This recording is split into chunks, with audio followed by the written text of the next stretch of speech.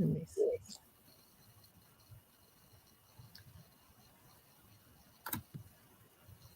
Okay, we are live.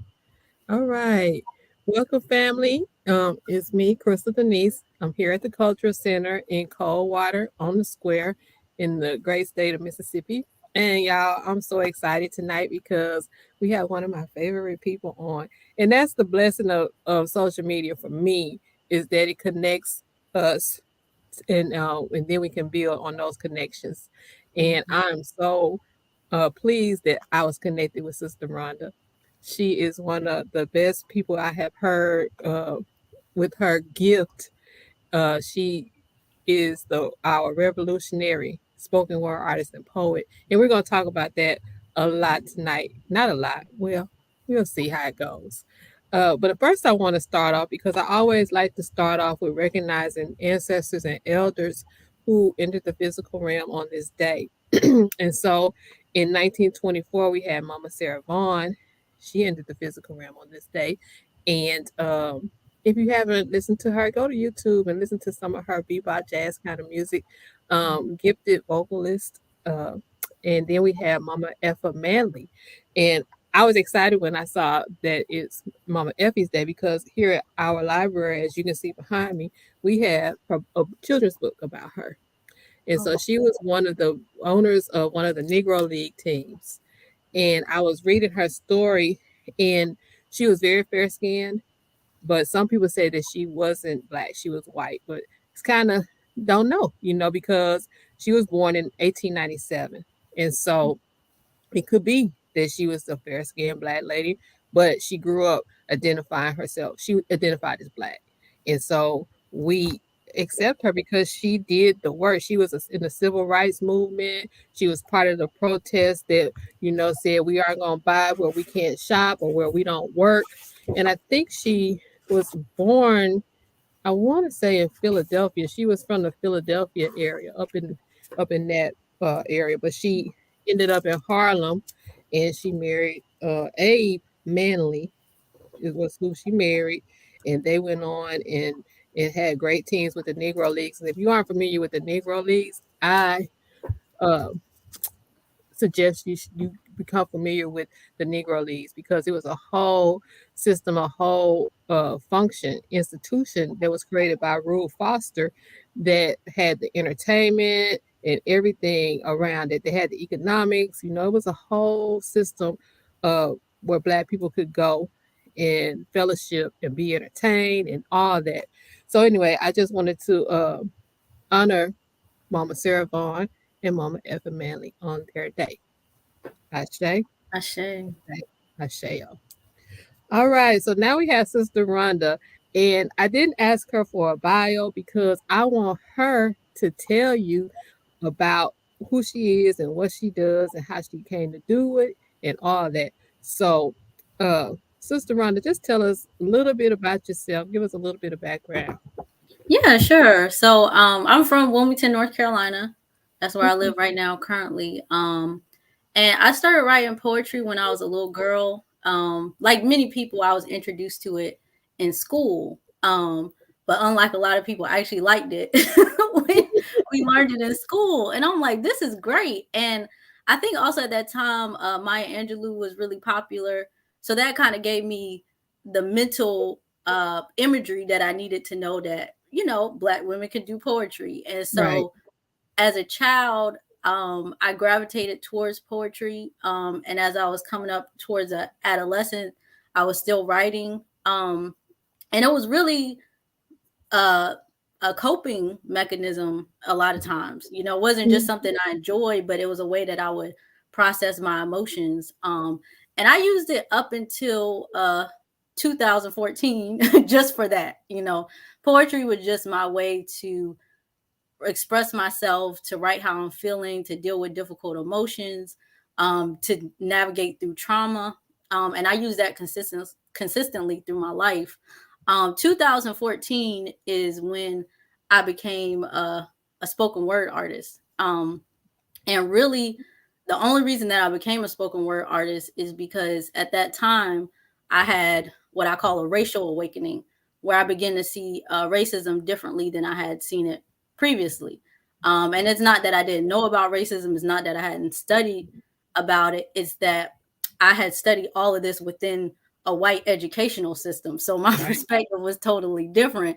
Um, and when I started to learn about it outside of that and listen to people like Malcolm X, um, my perspective completely changed. And so during this time, poems also came to me, but they Mhm. came to me differently because uh, at this point, I think I was still just writing. I may have written one spoken word poem possibly before this time, but I was never one to go on stage and do spoken word poetry. I couldn't even fathom doing that at the time. Mhm. But for whatever reason, and I really think it was my ancestors coming through, that these poems started coming to me, and the majority of them were spoken word poems.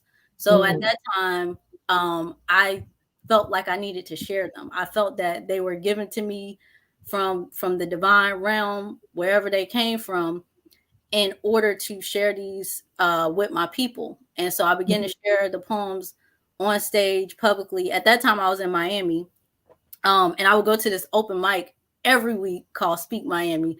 I know they got tired of me. I Every week I know. had a different poem about racism. Every week. Hey, teach the people. Yeah. So I was on a roll, and I was just committed to using poems to enlighten, to awaken, to inspire people. And I'm still on that mission. Of course, I've grown and changed a Mhm. lot over time, learning more, maturing as somebody in consciousness. Because I think kind of when you first come into consciousness, it's kind of like being a baby. Mhm. you know, Mhm. you don't know Yeah. that much. So Right. I'm um I'm going to my, let's see, what year is this? I think I'm in my ninth year. So Mhm. I'm going to my ninth year. So there's been a lot of changes, but I still feel like a child in terms of consciousness, in terms of what I learned. So that's been my journey. Since that time in 2014, I've been sharing spoken word continuously. I don't think I've ever stopped for very Right. long. um, Mhm. and it's been a joy. And I also, in some ways, I feel like I'm just starting because there's also some new projects that I'm working on. But that's just my journey. And that leads us right into today's question because I think a lot of us people don't even realize is there first of all is there a difference between spoken word and poetry? And while you speak on that, tell us what it is, what a revolutionary spoken word artist and poet is, what it entails. Absolutely. So I think with poetry and spoken word, I think the main difference is rhythm. And so when you write poetry, or when I wrote poetry, mainly I would write it, on paper, and you can Mhm. recite it out loud. Mhm. But when you do a spoken word poem, it's in a certain rhythm. And I was Okay. reading something that was saying that spoken word poetry is in the tone or in the style of the ancient oral traditions. So in our Mm. culture, that would be the griot. So I think it's something that we probably been doing since ancient times. Mhm. I don't know what it sounded like back then, but I'm pretty sure there's similarities. So, spoken word is really more of, that performance poetry, that Okay. poetry that has a certain rhythm and Mhm. expression and emotion. Because a lot of times when we're reading poetry, we may not put all of those things in it. Yeah. We're just reading those words. But spoken word really brings life to a poem, Mhm. and the poem itself has its own sound, its own rhythm, its own expression. That's very different than typical poetry. Okay, okay. So tell us about being a revolutionary spoken word artist, because I know a lot of people, like I have a cousin, her name is Jasmine, and she kind of tours the country with different spoken word artists, but they don't describe themselves as revolutionary spoken word artists and poets. Yeah, I put that first because for me, that's the whole reason that I do spoken word is for a revolution, for a Mhm. change in the society. So I feel like I need to put it first because I know for a lot of people, spoken word it's a passion, it's a love, Mhm. and I think that's Mhm. great too. We need people that do spoken word for that reason. We need love poems. We need that. Mhm. But For me, it's really based on changing the condition of our people. So that's why I put revolutionary first, um, Mm-hmm. because I think that's a better way to describe what I do, rather than a spoken word artist doing it for the sake of just the art. Yeah. Yeah, and that's lovely and that's beautiful because I do have your book, The Awakening, and I also have your poem Queen over there. I don't know if you can see it, it's back there Yes, behind thank you. me. Because what you just said, you started learning about white supremacy, you started waking up, and even in here, you write that these are a collection of poems after I wrote coming into my consciousness. And so y'all, this is a really great book. And I encourage you all to we're going to talk about how you can get this book and toward the end of the program. But I wanted to talk a little bit about greetings, Sister Mila. So Sister Mila is on as well.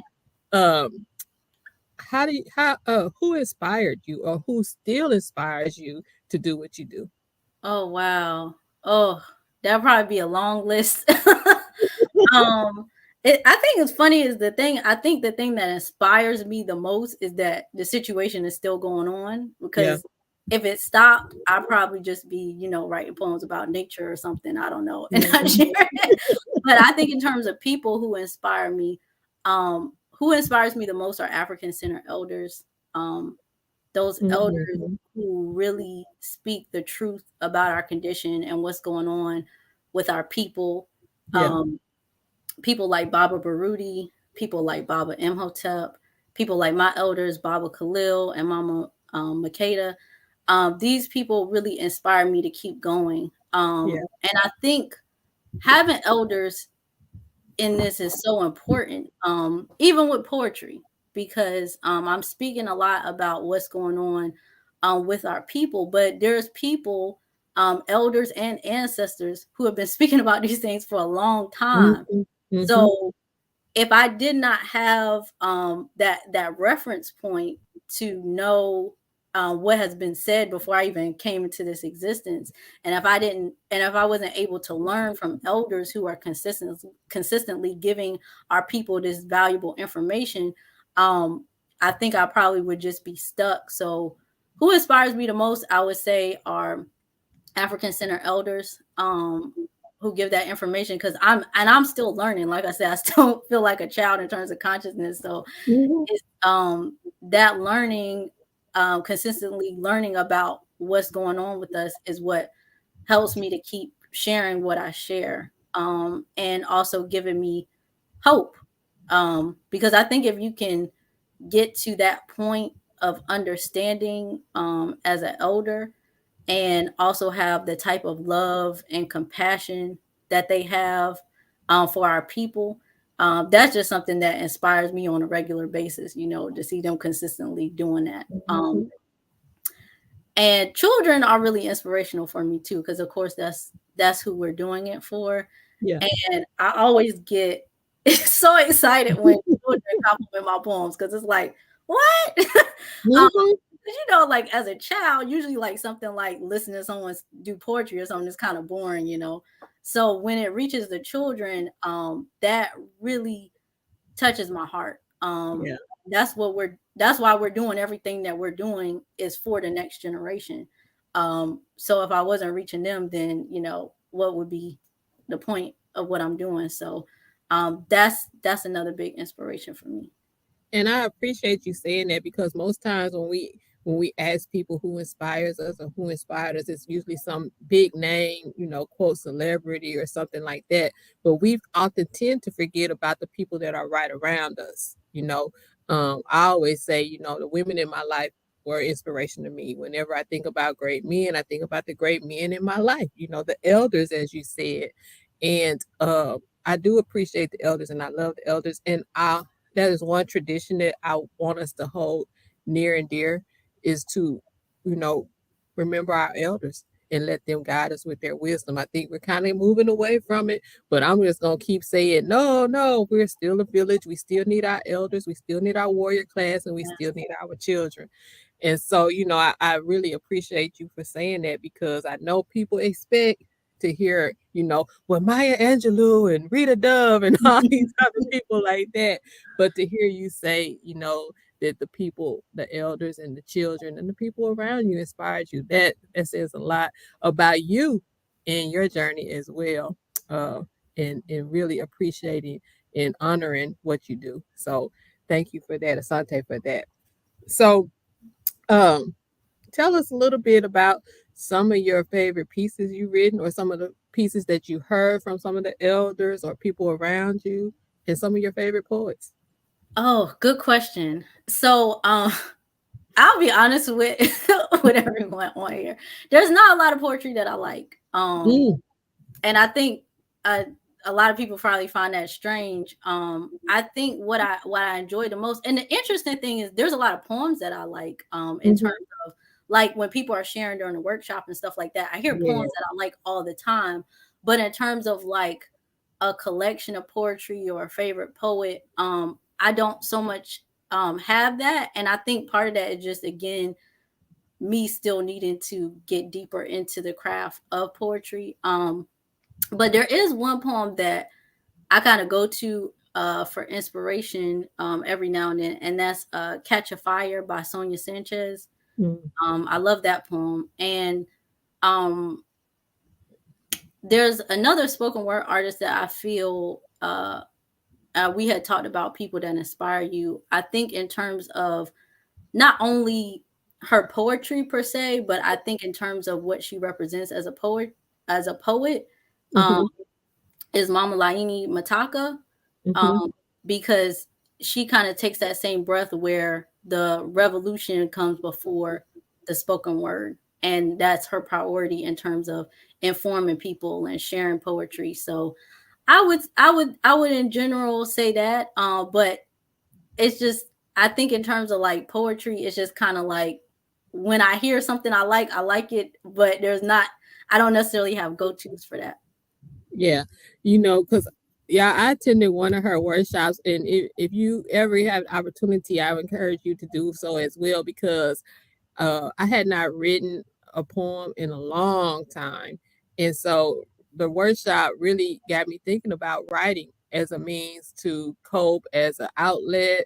And the workshop really gets your creativity, your kaumba gets stirred in Sister Rhonda's workshop. So, yeah. So if you want to, you can tell us a little bit about your workshops now and your custom poem writing, because I had that as well. The Um, Birth of a Black Nation that you wrote for me. Thank you. Beautiful poem, y'all. Thank you for sharing that. Yeah, so I have been doing monthly workshops since, I think I started in 2020. And so the original title of the workshop was "Using Poetry for Healing."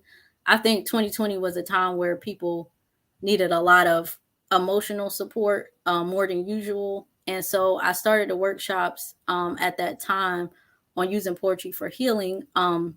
Because I do have a background in mental health, but I also Mm, wanted to use the art of poetry in order to help people cope, because it's a very easy coping mechanism that people can use. mhm. And you don't really need much, to use it. You just need pen and paper. Yeah. So that eventually became Let Your Soul Write. And this is really a time for people to be able to tap into their creativity through the art of poetry, but not only that, to get out of the way any barriers that keep us from writing. Because all the time I hear people say, "Oh, I don't write poetry because I'm not good at it, or it's too hard," or things like that. Or, "I used to write poetry and I stopped." So, people like that, I really like to help them kind of move those ideas and blockages out the way so that they can write, because poetry can be so liberating when you can fully express yourself. Mhm. It is so liberating. And it's not only liberating for you as a writer, but when other people hear poetry where somebody is speaking their truth, that does something for them as well. And so ever since I've done this workshop, I do it once a month. The next one will be, I usually do the third Tuesday of the month, but this one is going to be on April 28th. April is actually my birthday month and National Poetry Oh, Month. yeah, and both of my daughters are April birthdays too. Oh, I love it. Yeah, so definitely we're gonna have a good time. And it's always a good time. The workshops are one of my favorite things to do because we start with, the teaching portion and figuring out how to move those barriers out the way, and then we go into a writing session where we actually write together.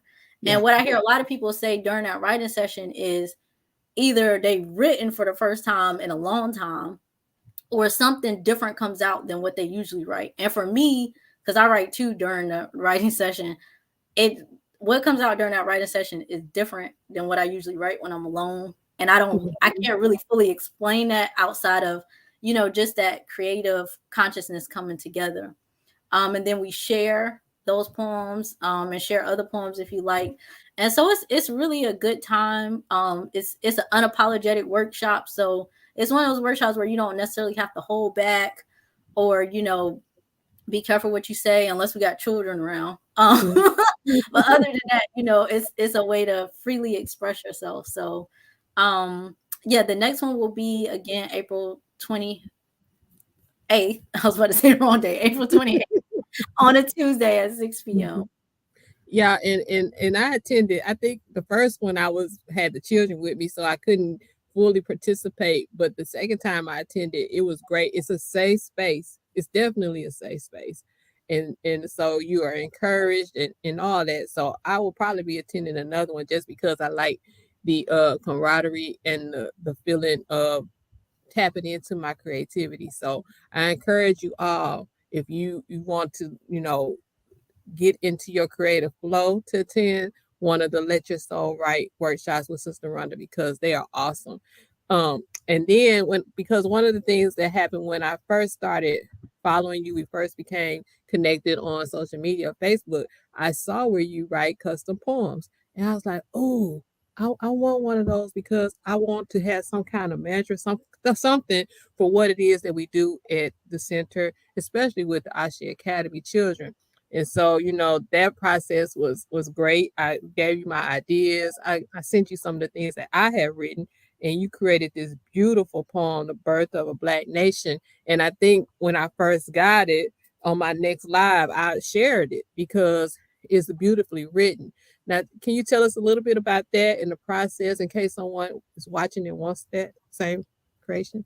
Absolutely. Thank you for mentioning that. Yeah. So, I do custom poems. And so the process with that is people will come to me with a request for a poem. So some people kind of know the subject matter of what they want, like you did. But some people are just like, I want a poem about XYZ. And then I just Mhm. write what comes to me. And part of that is inspiration and kind of just picking up on the person's energy.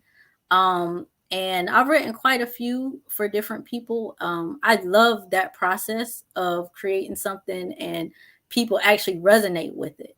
Yeah. Because when I first started, I'm like, this could be way off. I don't know. I don't know if this is what Mhm. they want. But Mhm. most of the people that I've written for, or just about everybody I've written for, has said that it resonates with them. So it's a really exciting process, and it's a creative process. Unlike the other poetry writing that I do, it involves somebody else wanting something. And so I've written things for birthdays, Mhm.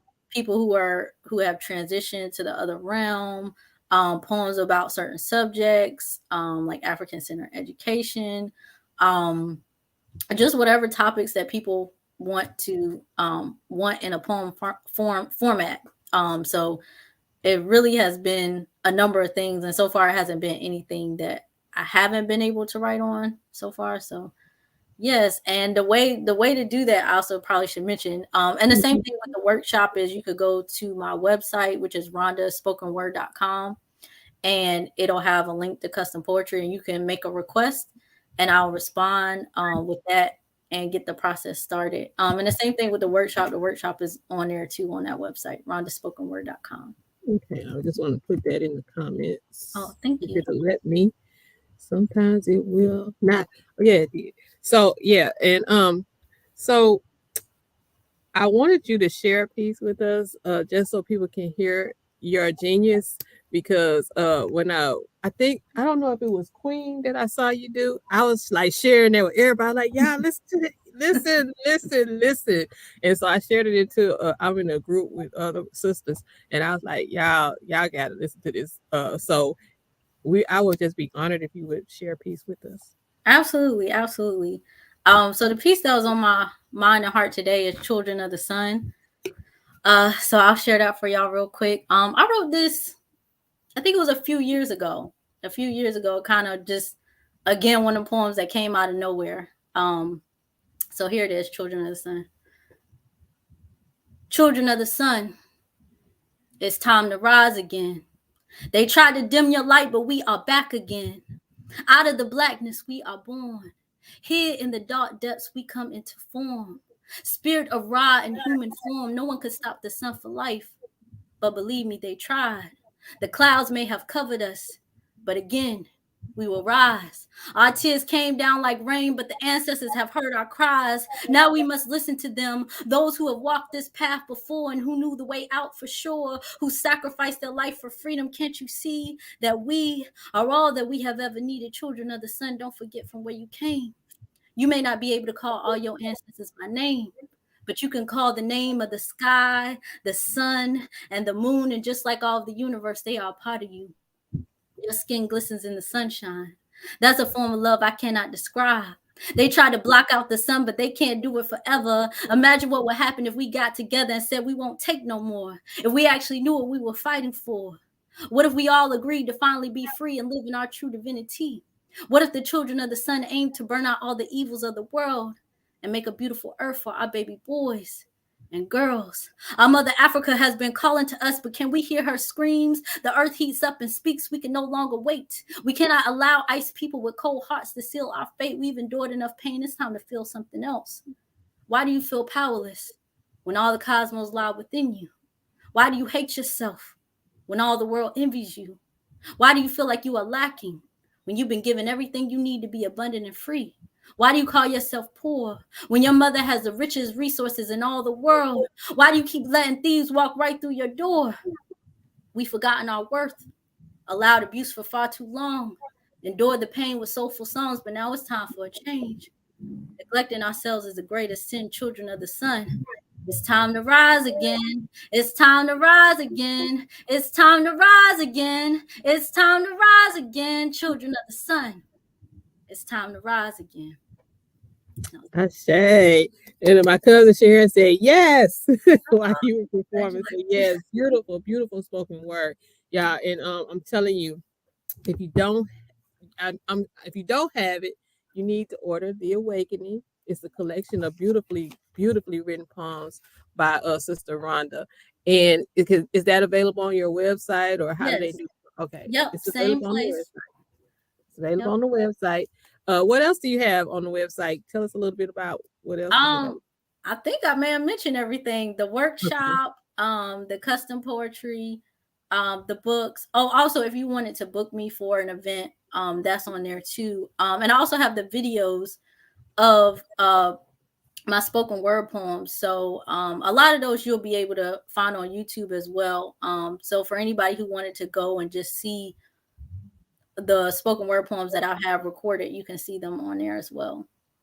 Great, great, great, great.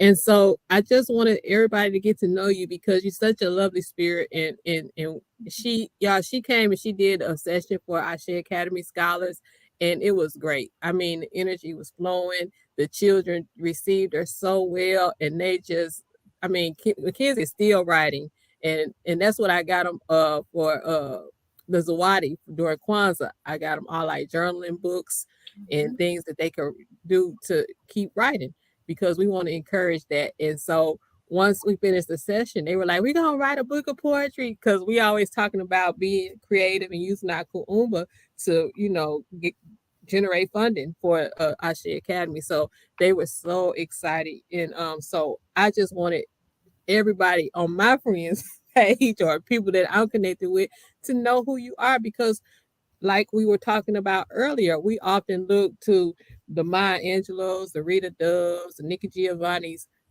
and we have beautiful talent right here among us right now that we can tap into. And I appreciate you and all that you do for during in the liberation fight, using your creative gift. as John Henry Clark instructed us to use everything at our disposal for the fight for liberation, and I appreciate it. Um, was there anything else you want to share with the viewers? Hmm, good question. Mhm. Um, well, I want to thank you, Sister Crystal, for your support.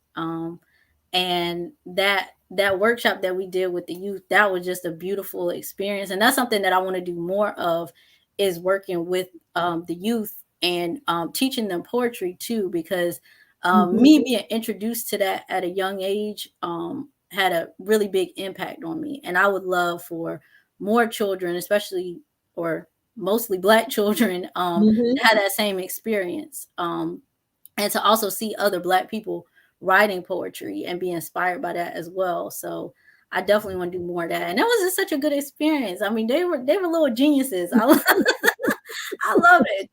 I mean, Mhm. already writing a book, I couldn't even think of that at that age. Yeah, So yeah. I But love you the know, book. when I showed them your book, and I was like, "We have this at the center," so they think because the library here, they like everybody that has written a book, they like think it's famous, but you are famous, in our context, and so they were like, "Yeah, we want to write a book too." So Kizzy was like, "I'm writing a book." I'm like, "Oh, okay." Oh, Yeah. and my cousin Sharon wants to know where you're from. Oh, I'm from Wilmington, North Carolina. Yeah. Wilmington, North So I Carolina. don't know why I thought you were from Baltimore. I don't know where I got that from. Well, I went to the Race First rally in Baltimore. Okay, Let's see how many years. I know at least 2 years in a row. So you probably saw pictures of me in Baltimore. probably, Yeah. probably. Yeah, I just had in my head you were from the Baltimore area, but North Carolina. Okay, so you're a southerner like we are, like Yep. I am. Yep. Yeah. Okay.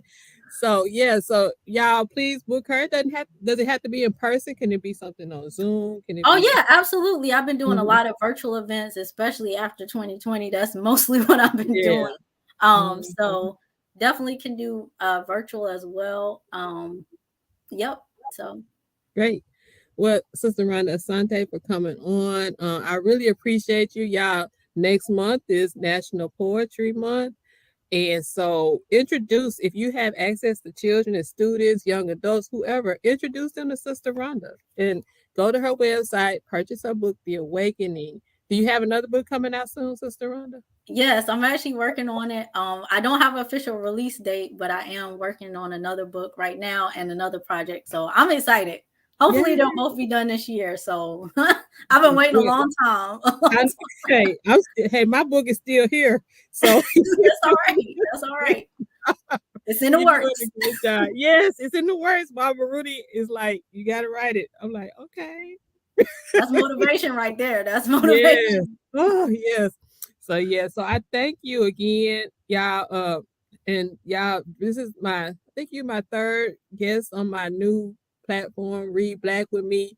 As I was telling the story earlier, my first guest was Brother Akil Parker, and then I had Brother Obafemi and Brother Cedric from MCE, and I was like, those are the two brothers that challenged me because I was like, y'all want to come talk on my show? They're like, what's the name of it? I'm like, I don't know. So I had to meditate on that, and I came with Read Black with Me. So I want to say a special asante to Brother Akil and Brother Obafemi for that. And what I want to do is talk to our Black artists, authors, musicians, whatever we have among us, and let our community know that you are out there, so that we can have our own community of entertainers. We don't have to go to that detrimental, deviant type of art. We have beautiful liberation, life giving art among us. And so we're going to be talking about books. We're going to be talking about a lot of things, which leads me to next month. Um, I don't know, the last Monday of April. Let me look at the date. April 24th, I'm going to have the Elma Geronimo Pratt Gun Club come on. We're going to be talking about Elma Geronimo Pratt, and we're going to be talking about the Last Man Standing, the tragedy and triumph of Geronimo Pratt. And we're going to be talking with Brother Nick Bezel, who's the national chairperson for the Elma Geronimo Pratt Gun Club. And we're going to be talking about our um, right to bear arms and why it's important that we know what our rights are and the do's and don'ts of all that it entails. So I'm excited about having some of the brothers and the sisters come on and talk about Elmer Geronimo Pratt and what it is that we do. And then Sister Mila Renee and I, we did a show Friday on sisterhood. What does it look like in the Black community? And I pulled some resources, and I started thinking really after the show because it was a really good, robust conversation that we had. Uh, because I talked about different sisterhood throughout our lives and how my sisterhood and view on sisterhood has evolved. You know, you're college educated, you're probably in a sorority, then you had a church sisterhood, then you had different organizational sisterhoods. But now I'm at a place where I want to uh, focus my sisterhood on nation building. And so I started thinking about that. And we talked a little bit about African womanism by Sister Clenora Hudson Weems.